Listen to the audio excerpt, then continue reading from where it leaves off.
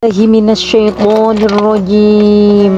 Bismillahirrahmanirrahim. Allahumma a'inna fihi ala siyamihi wa qiyamihi wa jannibna fihi min hafawatihi wa athamihi warzuqna fihi dzikraka bidawamihi bitaufiqika ya hadiyal mudillin. Ya Allah, bantulah kami untuk berpuasa dan sholat malam, serta jauhkanlah kami dari kesia-siaan dan perbuatan dosa. Anugerahi kami di dalamnya dengan dawamnya ingat padamu, dengan taufikmu, wahai yang menunjuki orang tersesat. Assalamualaikum warahmatullahi wabarakatuh. Bismillahirrahmanirrahim. Alhamdulillahilladzi ja'ala ramadhana syahrul Qur'an. Wassalatu wassalamu ala sayyidina Muhammadin khairil anam wa ala alihi wa ashabihi wasallam. Amma ba'd.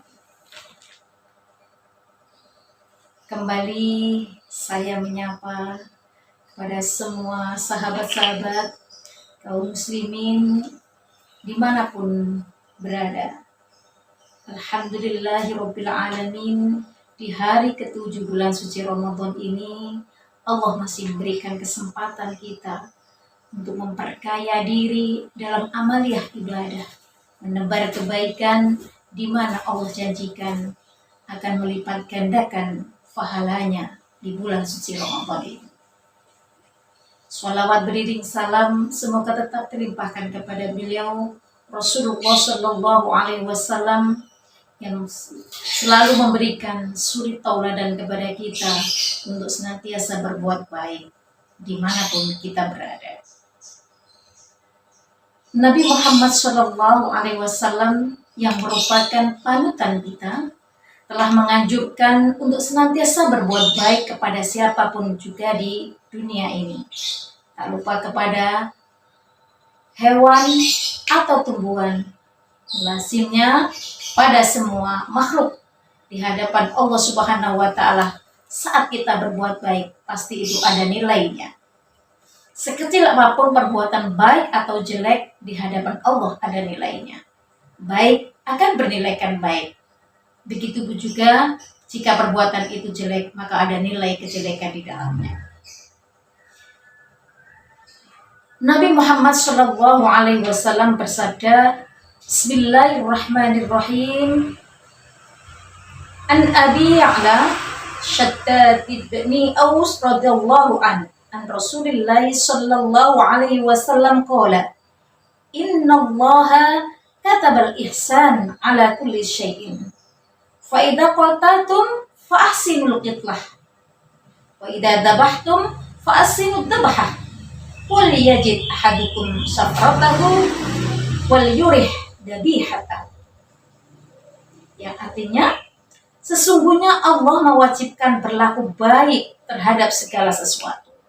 Maka jika kalian membunuh, hendaklah membunuh dengan cara yang baik. Jika kalian menyembelih, hendaklah menyembelih dengan cara yang baik. Hendaklah seseorang dari kalian menajamkan pisaunya dan menyenangkan hewan sembelihannya. Hadis ini menerangkan kepada kita bahwa Nabi Muhammad SAW menganjurkan kepada umatnya untuk selalu berbuat baik sebagaimana beliau uswahkan kepada kita. Kenapa kita harus berbuat baik? Ternyata perbuatan baik, hasil dari perbuatan baik itu akan mampu menolong kita di saat kita dalam kesusahan. Hidup memang perjuangan menghadapi permasalahan. Karena terkadang itu sebagai cara Allah mengedukasi hambanya, terkadang memberikan sesuatu yang baik, memberikan sesuatu yang indah, diawali dengan sesuatu yang tidak baik. Terkadang Allah akan memberikan ilmu kepada hambanya, diawali dengan sesuatu yang tidak enak juga. Corona misal, Semua manusia pada saat ini kebanyakan telah ramai-ramai menjadi salah satu imigran digital yang awalnya tidak mengerti sama sekali apa itu fitur di dalam aplikasi, di dalam media sosial, tapi saat ini mulai para petani, mulai para pedagang, semuanya akrab dengan media sosial. Apa awalnya?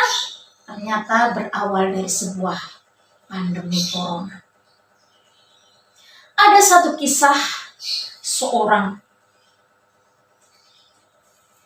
Ashabul Kahfi, ada 3 pemuda yang mungkin ini akan bisa menjadi inspirasi buat kita. 3 pemuda yang tengah tersesat di dalam gua.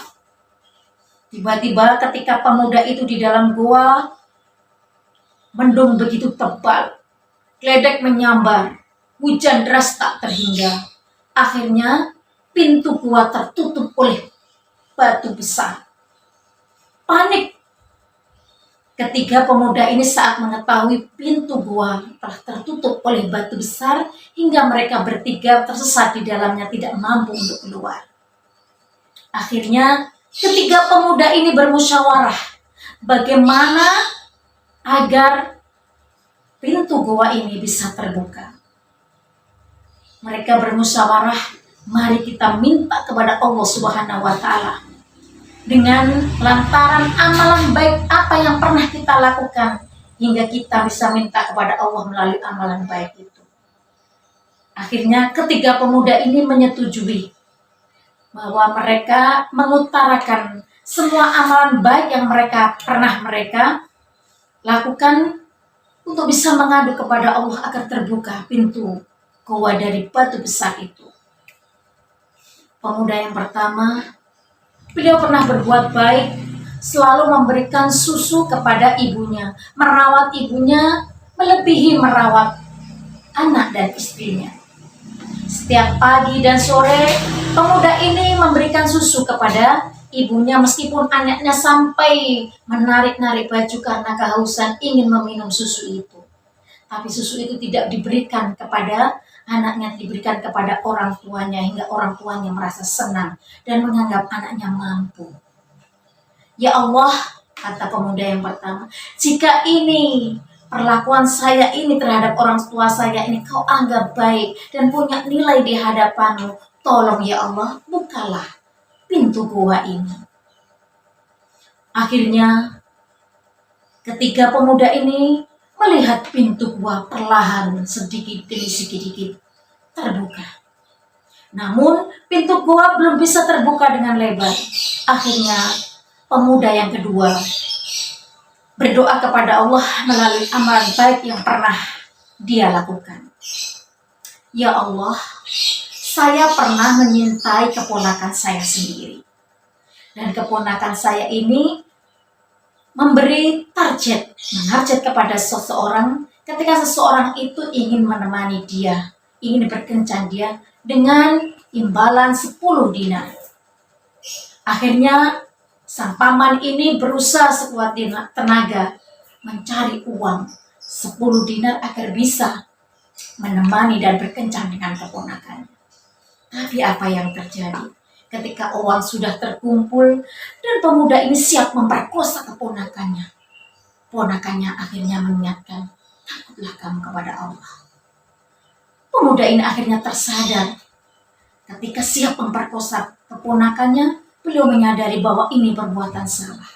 Akhirnya pemuda ini berdoa kepada Allah, ya Allah, jika perbuatanku untuk tidak memperkosa keponakanku ini, tidak jadi memperkosanya ini baik di hadapanmu, tolong ya Allah, bukalah pintu surga, bukalah pintu gua ini. Akhirnya perlahan pintu gua kembali terbuka.